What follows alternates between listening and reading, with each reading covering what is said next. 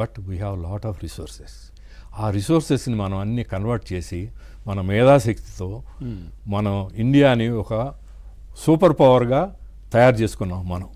So ఇది మన శాస్త్రవేత్తల్ని, మన పొలిటికల్ లీడర్స్ని, మన దేశ పౌరుల్ని, మన అందరిని వాళ్ళకి ధన్యవాదాలు. అట్లాగే సార్, ఇప్పుడు యుద్ధంలో గెలవడం ఏ అంశాలపై ఆధారపడి ఉంటుంది సార్ ప్రధానంగా? ఓకే, యుద్ధంలో గెలవటం అనేది ఫస్ట్ ఏంటంటే డిటర్మినేషన్, అంటే frame of mind. I should fight. అసలు నేను ఎందుకు యుద్ధం చేయాలనేది ముందర ముఖ్య కారణం కావాలి. నేను మతపరంగా యుద్ధం చేశాను అనుకోండి, నా దేశ ప్రజలే నాకు సహకారం ఇవ్వకపోవచ్చు. ఇవ్వట్లేదు కదా పాకిస్తాన్, మీరు చూశారు, ఇవ్వరు. ఎందుకంటే ఆ డిఫరెన్స్ వచ్చేస్తుంది అక్కడ. ఇప్పుడు యుద్ధం చేయటం వల్ల కారణం ఏంటి? అసలు బలమైన కారణం ఉంటేనే యుద్ధానికి వెళ్ళాలి. అంతే కదా. అది ఆ యుద్ధానికి ఏంటంటే ఒక ప్లానింగ్ ఉండాలి.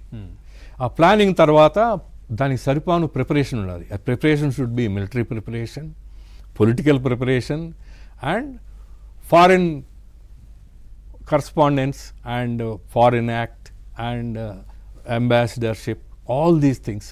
దౌత్య పరంగా ఇతర దేశాలని మన సంయుద్ధంలోకి తీసుకురావాలి. ఇటువంటి అన్ని స్టెబిలైజేషన్కి రిక్వైర్మెంట్ ఉంటుంది. ఇవన్నీ చేసిన తర్వాతే we should go to war. ఇవన్నీ చేయకుండా మనం వార్కి వెళ్ళాం అనుకోండి, we become very weak. The opponent will override us within no time. So ఇప్పుడు జరిగిన కారణం అదే. పాకిస్తాన్కి ప్రిపరేషన్ లేదు, ఆర్థికంగా బలం లేదు, వాళ్ళకు ఆలోచన, ఒక లక్ష్యం అంటూ లేదు. దేని గురించి చేయాలి. దానికంటే దానికి ట్రైనింగ్ కావాలా, ఇప్పుడు ఎక్విప్మెంట్ కావాలి. I have modern, Pakistan was given modern equipment by America. మంచి ఎయిర్ క్రాఫ్ట్లో ఇచ్చారు, కానీ దానికి ట్రైనింగ్ ఉండాలి. ఆ ట్రైనింగ్ షుడ్ బి కంటిన్యూస్. ఏదో ఒకసారి ట్రైన్ చేసి వదిలేస్తే కుదరదు. It's day by day training. దానికి లక్షల రూపాయలు కావాలి, దానికి డబ్బు కావాలి.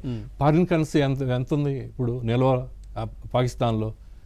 Almost it touch the bottom. Sir, ఇప్పుడు అంతర్జాతీయ ద్రవ్య నిధి నుంచి దాదాపుగా 100 ఇంటర్నేషనల్ మానిటరీ ఫండ్ తీసుకున్నారు కదా సార్, ఇప్పుడు ఇచ్చారు కదా.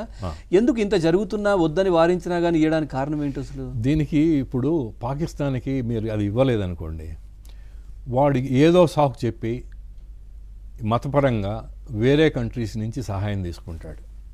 అంటే ఇప్పుడు నేను చెప్పాను కదా, 2 దేశాలు తప్పితే పాకిస్తాన్కి ఆదరించేది కానీ సహాయం చేసేది కానీ, వాళ్ళు వెనుక మేము ఉన్నాము, మీరు ముందర పదని చెప్పే దేశం ఏదీ లేదు. అదొకటి, ప్లస్ ఆల్రెడీ అంతర్జాతీయ ద్రవ్యనిధి దగ్గర డబ్బులు ఆల్రెడీ తీసుకొని ఉన్నారు. సో అవే టైంకి ఇవ్వట్లేదు, కానీ మళ్ళీ ఇప్పుడు కూడా ఇవ్వకుండా ఉంటే అవే మొదటికే మోసం వస్తుంది అనే విధంగా కూడా వాళ్ళు ఇచ్చారంట. నిజమేనా? హ్యుమానిటేరియన్ గ్రౌండ్స్ అని ఉంటాయి. ఇప్పుడు కొన్ని ఏంటంటే వాళ్ళు బాధల్లో ఉన్నారు, కొన్ని చోట్ల తిండి కూడా దొరకని పరిస్థితి ఉంది. మరి వాళ్ళ స్వయంకృతం, స్వయంకృత అపరాధం. ఎందుకంటే పూర్తిగా ఉన్న డబ్బంతా కూడా ఈ ప్రొడక్టివ్, అంతే కదా, అసైన్మెంట్స్, అంతే కదా.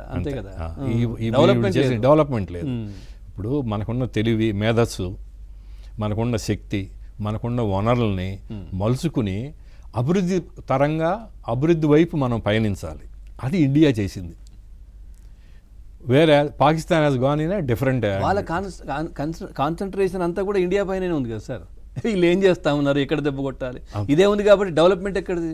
డెవలప్మెంట్ లేదు. సో అదేంటంటే ఇది ఇవ్వకపోతే ఇది చాలామంది అనుకుంటారు, ఇండియా కూడా ఇవ్వద్దనే చెప్పింది. చెప్పినా కూడా ఏంటంటే మనం ఇవ్వకపోయినా ఏదో కంట్రీ వాళ్ళకి ఏదో రకంగా సహాయం చేస్తుంది. ఆ సహాయాన్ని నిలిపివేసేయటానికి ఇది ఇచ్చారు. ఒక రకంగా మంచి ఉద్దేశము, మంచి డెసిషన్ అని మనం అనుకోవచ్చు. తర్వాత వాట్ ఈజ్ స్పై అంటే ఏం చెప్తారు? గూఢచర్యం అంటే ఏంటి అసలు? ఏంటి మీరు కూడా సర్వీస్లో ఉన్నప్పుడు ఏంటి చూసుంటారా?